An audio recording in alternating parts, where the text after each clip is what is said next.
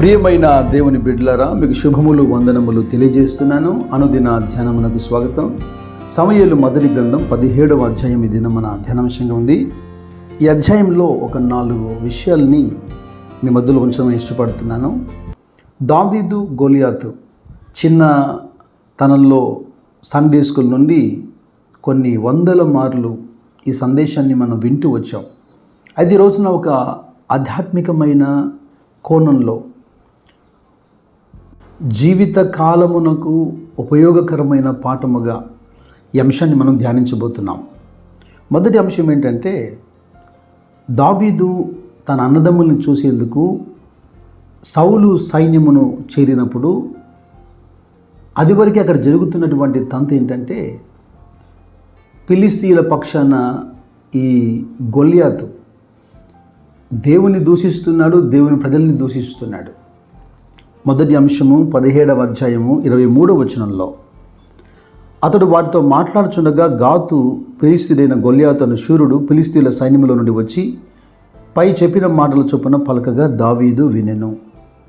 నేను అంటున్నాను, find out your enemy. మొదటగా నీ శత్రువు ఎవరో నువ్వు గుర్తించాలి. ఎందుకంటే కొంతమంది అటు భౌతికంగాను ఇటు ఆత్మీయంగాను శ్రమపరచబడుతూ నష్టపోతూ ఉంటారు. కానీ సమస్య ఎక్కడుందో, తన శత్రువు ఎవరో గుర్తించినంత వరకు వారితో పోరాడే అవకాశం లేదు కదా.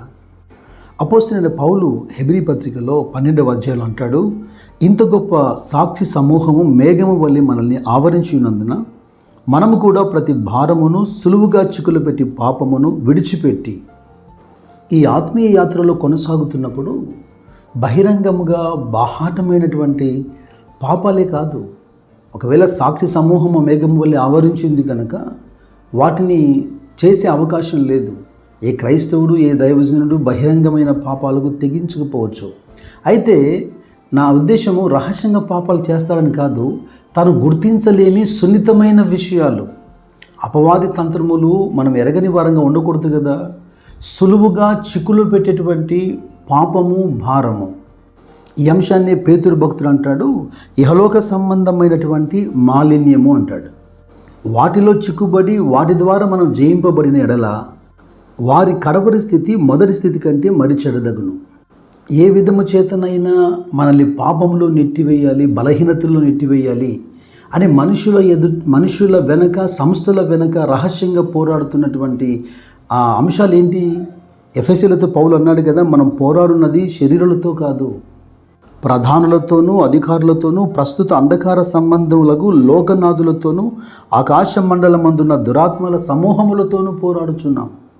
చాలా వరకు ఈ అనుదిన ధ్యానాల్ని వింటున్న వారు నేను గమనిస్తున్నాను, యావరేజ్ డ్యూరేషన్ అని వస్తుంది కదా, 2 నిమిషాలు, 3 నిమిషాలు, 4 నిమిషాలు విని స్కిప్ అయిపోతున్నారు. అరగంట, గంట వినే ప్రసంగాలు క్లుప్త సందేశాలుగా కుదించబడి 10 నిమిషాలు మాట్లాడుతున్నా అందులో 2-3 నిమిషాలు వింటున్నారు. ఇప్పుడు చెబుతున్న అంశము మీరు ఈ ప్రారంభంలో ఏదో కాస్త విని వెళ్ళిపోతే మీకు అర్థమయ్యేది కాదు. ఈ పాఠము చాలా ఆధ్యాత్మికమైన లోతైనటువంటి పాఠం. దావీదు శత్రువును, వాని మాటల్ని విని శత్రువుని గుర్తించినట్టే ఈ ఆధ్యాత్మికమైన యాత్రలో నీ శత్రువు ఎవరో, ఆ పాపం, ఆ బలహీనత ఏంటో నువ్వు గుర్తించకపోతే నువ్వు సిద్ధపడే అవకాశం లేదు. అందుకే క్రమంగా 4 విషయాలు మనం వినాలి. రెండవ మాట ఏంటంటే, సమూయేలు మొదటి గ్రంథం 17వ అధ్యాయంలో 34 నుంచి 36 వచనాలు. దావీదు సౌలుతో చెబుతున్న మాట, నేను నా తండ్రి గొర్రెల్ని కాల్చుండగా సింహమును ఎలుగుబంటియు వచ్చి మందులో నుండి ఒక గొర్రె పిల్లను ఎత్తుకొని పోవచ్చుండగా నేను దాన్ని తరిమి చంపి దాని నోట నుండి నా గొర్రెను విడిపించి తిని, అది నా మీదికి రాగా దాన్ని గడ్డం పట్టుకొని దాన్ని కొట్టి చంపి తిని.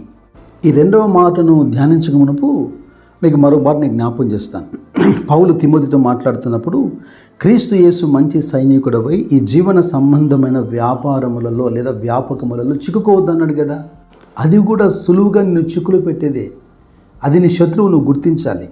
ఇక ఆహారం పంచిపెట్టే విషయంలో అపోస్తలుల దగ్గరికి ఆ కంప్లైంట్ వచ్చినప్పుడు ప్రార్థన సహవాసము, వాక్యధ్యానం విడిచిపెట్టి మేము ఆహారం పంచిపెట్టే యుక్తం కాదు, మా పిలుపుకు ఇది వ్యతిరేకంగా ఉందని వాళ్ళు గ్రహించగలిగారే, అది కూడా వారి గురిని తప్పించేటువంటి శత్రువే. ఇంత సున్నితంగా ఆలోచించాలి క్రైస్తవుడు.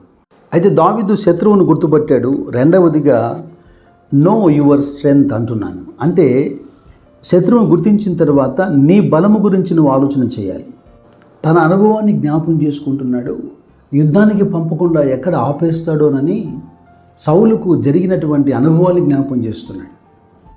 యేసుక్రీస్తు ప్రభువాల వారు కూడా చాలా స్పష్టంగా లూకా సువార్త 14వ అధ్యాయంలో 31వ వచనంలో అంటారు, మరియు ఏ రాజైనను మరి ఒక రాజుతో యుద్ధముకు చేయబోనప్పుడు తన మీదికి 20,000 మందితో వచ్చువాన్ని 10,000 మందితో ఎదిరింప శక్తి తన కలదో లేదో అని కూర్చుండి మొదట ఆలోచింపడా. 20,000 మందితో ఒక యుద్ధానికి వస్తున్నాడు.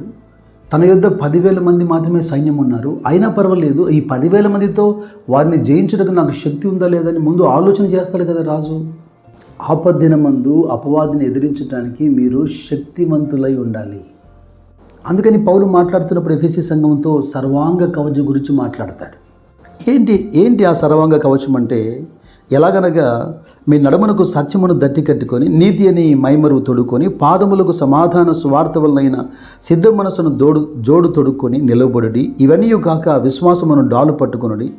దానితో మీరు దుష్టుని అగ్నిబాణములు అన్నిటినీ ఆర్పుటకు శక్తివంతులవుదురు. మరియు రక్షణ శిరస్త్రానమును దేవుని వాక్యమును ఆత్మ ఖడ్గమును ధరించుకొనుడి. ఈ మాటలు మీరు సరిగ్గా గ్రహించాలని నేను ఆశపడుతున్నాను. ఓ ప్రాంతానికి వెళ్ళినప్పుడైనా, సువార్త ప్రకటించేదానికైనా, సంఘము నిర్మించేదానికైనా, ఆత్మలు సంపాదించేదానికైనా ఆ ప్రాంతములో శత్రువు ఏంటి, శత్రువు ఎంత బలంగా ఉన్నాడు, ఏ వ్యతిరేకతలు ఉన్నాయి, ఎలాగ అధిగమించగలగాలి, ఎలా ఆత్మ సంబంధమైన పోరాటం చేయాలి, శత్రువు బలముకు మించిన బలాన్ని ఎలా సంపాదించాలి, ఇటువంటి ఆలోచన విధానం ఎంతైనా మనకు అవసరం. ఇక మూడో అంశం ఏంటంటే, సమూయేలు మొదటి గ్రంథం 17వ అధ్యాయంలో 26వ వచనం. దావీదు ఇలా మాట్లాడుతున్నాడు, జీవంగల దేవుని సైన్యములను తిరస్కరించుటకు ఈ సున్నతి లేని ఫిలిష్తీయుడు ఎంతటివాడు, వాణ్ణి చంపి ఇజ్రాయేలు నుండి ఈ నింద తొలగించిన వానికి బహుమతి ఇయ్యమని తన యొద్ద నిలిచిన వారిని అడుగగా. ఒకటి, శత్రువును గుర్తించాడు. రెండవది, తన సామర్థ్యాన్ని బలాన్ని జ్ఞాపం చేసుకున్నాడు.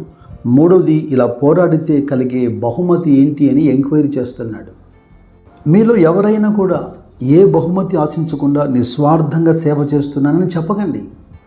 అటువంటి ఆలోచన ఉన్నా ఇక మీదట బహుమతి ఆలోచించే మీరు సేవ చేయండి. ఎందుకు ఇలా మాట్లాడుతున్నా అనుకుంటున్నారా? ఈ ఆత్మీయ కోణం మీకు అర్థం అవ్వాలి. అపోస్తలుడైన పౌలు కొరింథీయులతో మాట్లాడుతున్నప్పుడు మొదటి పత్రికలో 9వ అధ్యాయంలో 24వ వచనం, పందెపు రంగమందు పరిగెత్తు వారందరూ పరిగెత్తుదురు కానీ ఒక్కడే బహుమానం పొందునని మీకు తెలియదా? అటువలే మీరు బహుమానం పొందినట్లుగా పరిగెత్తుడి. పౌలు తిమోతితో మాట్లాడుతున్నప్పుడు కూడా ఎంత ఎంకరేజ్గా మాట్లాడుతున్నాడు. నేను మంచి పోరాటం పోరాడాను, విశ్వాసాన్ని కాపాడుకున్నాను, ఇక నేను వెళ్ళిపోతున్నాను, నా కొరకు నీతి కిరీటం ఉంచబడింది, దేవునికి స్తోత్రం, హల్లెలూయా.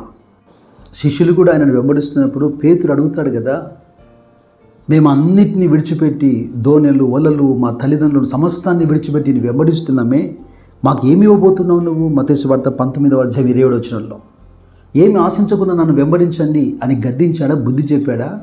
ఇహమందు పరమందు మీరు పోగొట్టుకున్న వాటిలో 100 రెట్లు ఇస్తానన్నాడు. ఆయనిచ్చే ఆత్మ సంబంధమైన ప్రతి ఆశీర్వాదం ప్రకటన 3:21 ప్రకారం ఆ బహుమతిని, పరలోక సంబంధమైన ఆ బహుమతిని దృష్టిలో పెట్టుకుని పోరాడండి, ప్రయాసపడండి. ఇక 4వ అంశం ఏంటంటే, fight for the glory of God. దావీదు ఈ విధంగా బహుమతిని ఎంక్వైరీ చేశాడు కానీ బహుమతి కోసమే ప్రయాసపడలేదు, పోరాడలేదు.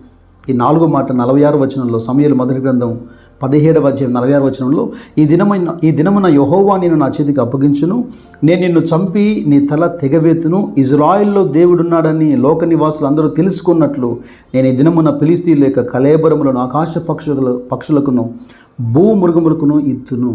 ఈ యుద్ధము, ఈ పోరాటం వెనక స్వీయ మహిమ, సొంత మహిమ కారణం కాదు.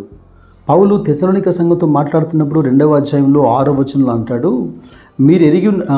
మరియు మేము క్రీస్తు యొక్క అపోస్తలులమై ఉన్నందున అధికారము చేయుటకు సమర్థులమై ఉన్నను, మీ వలన కానీ ఇతరుల వలన కానీ మనుషుల వలన కలుగు ఏ ఘనత మేము కోరడం లేదు.